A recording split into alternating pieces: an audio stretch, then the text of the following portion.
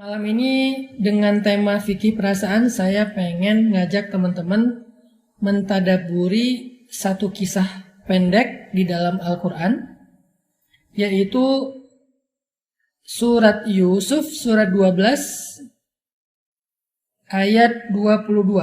Silakan dibuka surat Yusuf surat 12 ayat 22. Kita akan tadabur dulu satu paragraf dari ayat 22 sampai ayat 24. A'udzu billahi minasy syaithanir rajim. Bismillahirrahmanirrahim. Walamma balagha ashuddahu حكما وعلما وكذلك نجزي المحسنين وراودته التي هو في بيتها عن نفسه وغلقت الأبواب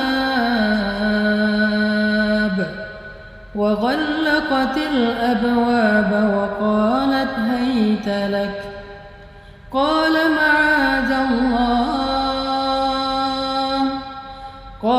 معاذ الله إنه ربي أحسن مثواي إنه لا يفلح الظالمون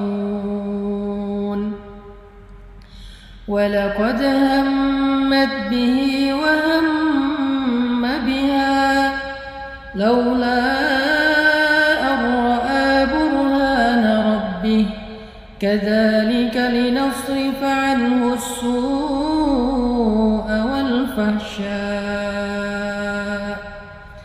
كذلك لنصرف عنه السوء والفحشاء إنه من عبادنا المخلصين.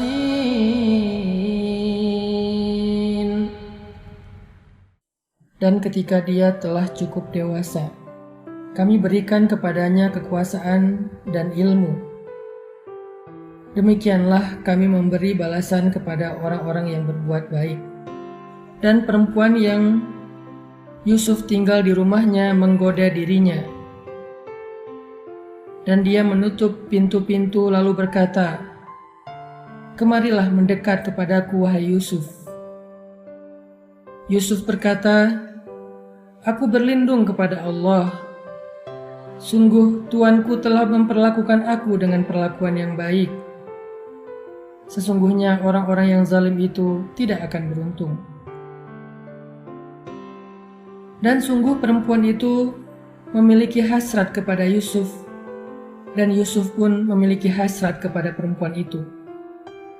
Sekiranya dia tidak melihat sebuah petunjuk dari Tuhannya, demikianlah kami palingkan darinya keburukan dan kekejian.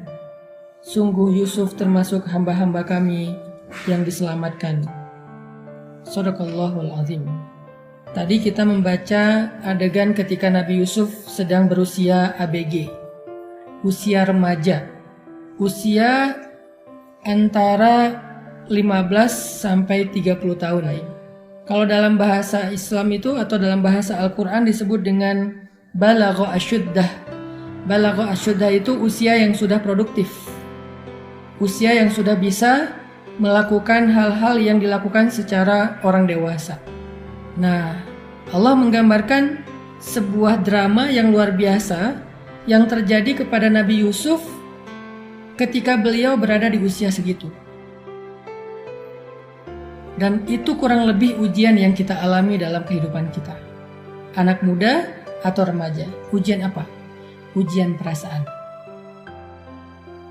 Karena ujian itu ada 3. Ada ujian fisik, ada ujian harta, ada ujian perasaan. Kata Allah, "Am hasibatum an tadkhulul jannah." Semua kita akan diuji oleh Allah. Cuman ujiannya beda-beda. Ada yang diuji dengan fisiknya, mungkin cacat, mungkin kekurangan apa, mungkin kelelahan, mungkin sakit apa, itu ujian fisik. Ada yang diuji dengan hartanya, keluarganya, jabatannya, amanahnya, pekerjaannya. Diuji dengan pekerjaan, dengan karir. Ada juga yang diuji dengan perasaan. Atau kadang-kadang kita ngalamin tiga-tiganya sekaligus. Lalu ketika ujian itu terasa berat, mereka bertanya, mata nasrullah, kapan datangnya pertolongan Allah? Kata Allah, ala inna nasrullahi qarib. Pertolongan Allah itu sudah dekat. Artinya semakin berat ujian, berarti semakin dekat dengan pertolongan. Kalau ujiannya masih ketahan, berarti pertolongannya masih berjarak. Makin berat, makin dekat. Kalau udah gak ketahan lagi, berarti sebentar lagi akan datang pertolongan Allah Subhanahu wa Ta'ala. Nah, kali ini kita membahas kisah Nabi Yusuf alaihissalam yang diuji dengan ujian perasaan. Perasaan apa?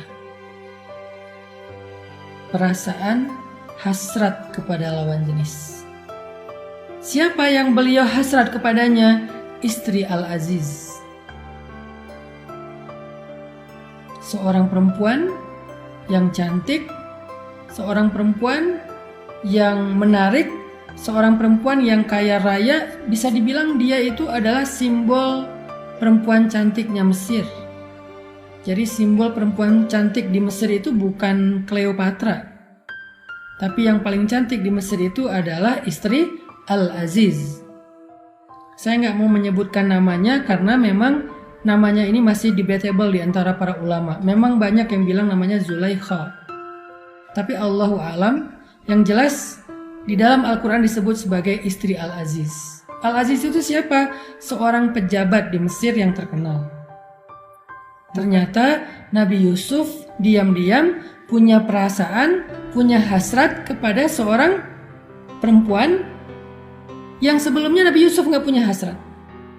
Ini jangan suudzon dulu sama Nabi Yusufnya ya, karena beliau seorang nabi, beliau seorang pemuda yang normal, pemuda yang baik, pemuda yang soleh.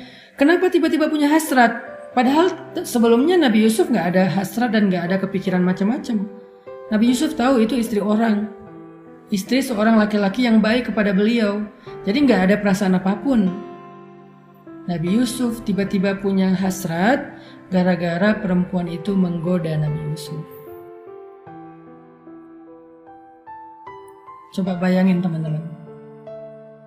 Orang sekeren Nabi Yusuf, sesoleh Nabi Yusuf, seideal Nabi Yusuf, seterpilih Nabi Yusuf, sehanif selurus pikirannya Nabi Yusuf, ternyata ketika digoda oleh seorang perempuan, muncul juga perasaan itu di luar kendali beliau. Tapi hasratnya bukan hasrat macam-macam ya, sekedar hasrat bahwa ada rasa bahwa oh perempuan ini menarik, oh perempuan ini cantik. Cuman segitu aja, bukan hasrat yang berlebihan, enggak. Karena para nabi itu terpelihara dari dosa-dosa besar. Tapi perasaannya ada. Gara-gara apa? Gara-gara digodain sama perempuan tersebut. Mana ayatnya? Ayatnya di ayat 23. Warawadathu allati huwa fi baitiha. Rawadat. Kata para ulama tafsir, arti rawadat, perempuan itu menggoda Nabi Yusuf dengan apa? Penampilannya, dengan sikapnya, dengan kata-katanya. Itu namanya rawadat. Dengan penampilan, berarti perempuan itu berdandan untuk Nabi Yusuf. Jangankan kita, laki-laki yang lemah, laki-laki yang biasa aja, Nabi Yusuf juga ketika digituin, akhirnya Nabi Yusuf wahamma biha, ada rasa kepada perempuan tersebut. Ini bukan kata saya, tetapi kata Al-Quran di ayat 24. Walaqad hammat bihi wahamma biha. Perempuan itu berhasrat kepada Yusuf, Yusuf pun berhasrat kepada perempuan itu. Wahamma biha. Tapi bukan salah Nabi Yusuf. Karena perempuan ini menggoda Nabi Yusuf dengan kalimat warawadathu, menggoda dengan penampilan, dandan, Udah dandan yang menarik, pakai pakaian yang membuat Nabi Yusuf jadi terganggu.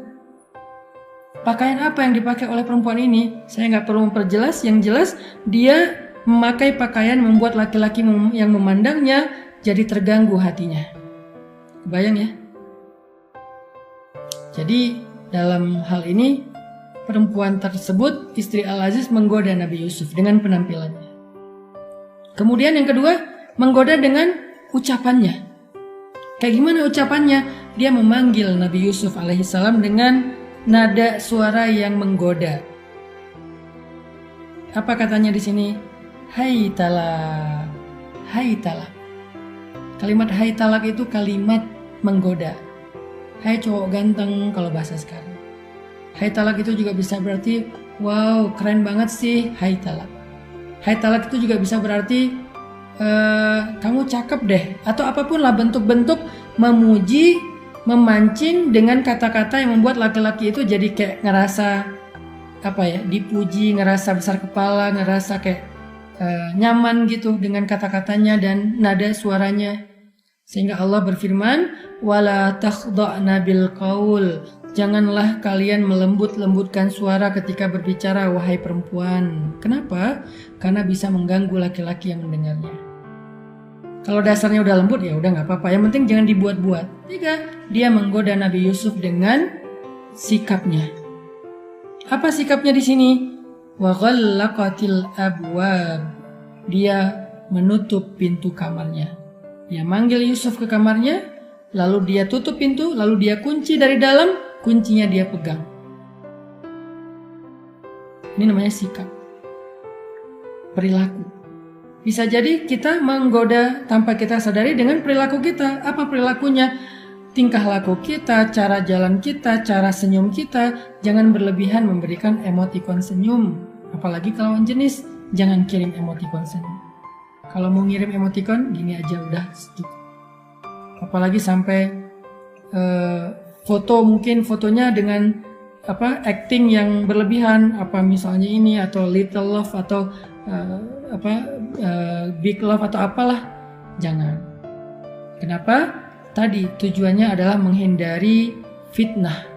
Kita pengen menghindari fitnah. Jadi 3 cara perempuan itu menggoda Nabi Yusuf.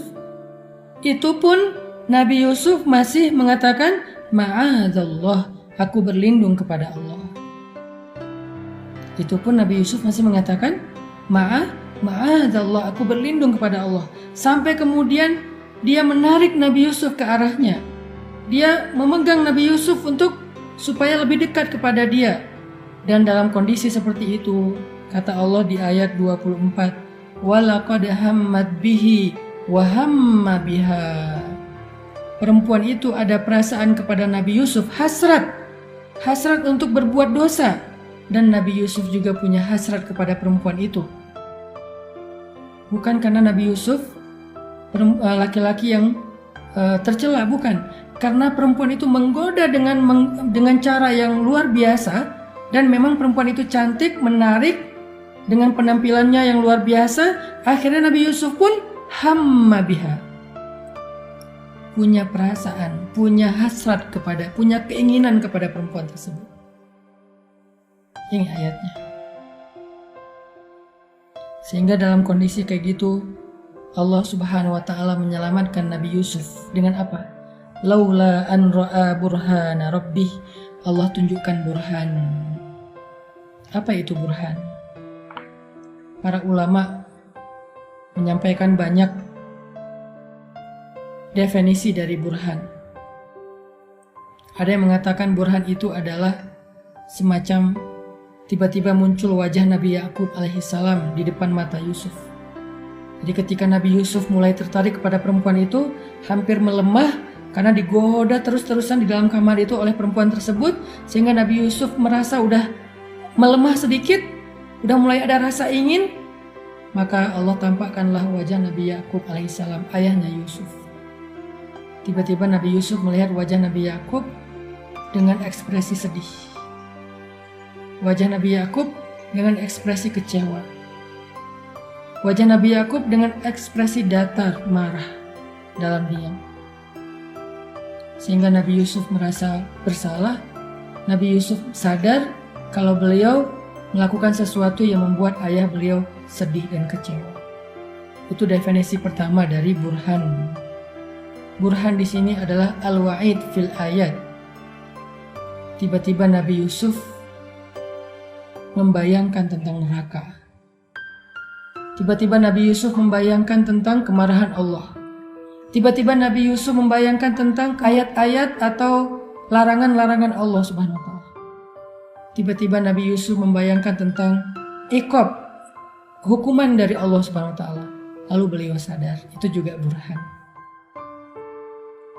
Dan para ulama mengatakan semua definisi itu tidak ada pendapat yang paling kuat, sehingga kita tidak mengambil salah satunya, anggap aja semuanya adalah benar. Bisa jadi yang dilihat Nabi Yusuf wajah ayahnya yang sedih dan kecewa. Bisa jadi yang dilihat Nabi Yusuf itu seorang malaikat. Bisa jadi yang dilihat Nabi Yusuf itu adalah sebuah gambaran dari hukuman dan azab Allah apabila beliau melakukan perbuatan dosa. Intinya itu adalah petunjuk dari Allah. Inilah yang membuat Nabi Yusuf selamat dari ujian perasaan dalam tema fikih perasaan. Apa pelajarannya buat kita? 1. Kalau kita pengen mengatur, pengen menjaga, pengen mengarahkan perasaan kita agar dia tidak salah, agar dia tidak melenceng, ingatlah orang yang kita cintai. Ketika seorang istri pengen menjaga perasaannya, ingatlah suaminya, dimanapun dia berada. Jangan ingat orang lain, jangan lupain pasangan kita. Suami kalau pengen menjaga perasaannya supaya nggak selingkuh, ingatlah istrinya di rumah. Apa yang diingat? Kebaikannya. Ingat kebaikan istri, kesetiaan istri, maka itu bisa jadi burhan, penolong kita. Itu bisa menjadi petunjuk kemana harusnya kita mengarahkan perasaan kita. Karena Nabi Yusuf alaihissalam belum punya pasangan, maka yang beliau ingat adalah orang yang paling beliau cintai, ayahnya. Sehingga perasaan cinta kepada ayahnya inilah menuntun perasaan beliau harus seperti apa. Gak mau ngecewain ayah. Bayangin wajah orang yang paling kita cintai. Itu yang pertama. Yang kedua, cobalah merasakan muraqabah, bahwa kita itu dilihat oleh Allah dan para malaikat.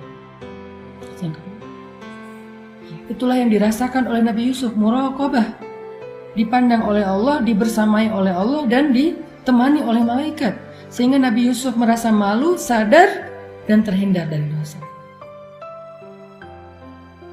Yang ketiga, bekali diri kita dengan sebanyak mungkin ayat, hadis, nasihat tentang akibat-akibat dosa. Sehingga ketika kita mau melakukan sebuah dosa, apa yang tadi kita udah tahu tentang dampaknya, tentang ancamannya, tentang hukumannya, tiba-tiba terlintas di kepala kita, dan itu akan menuntun kita untuk menghindari dosa tersebut. Mau makan riba, kita ingat dosa-dosa riba sebesar apa. Mau berzina, kita ingat dosa zina itu seberat apa.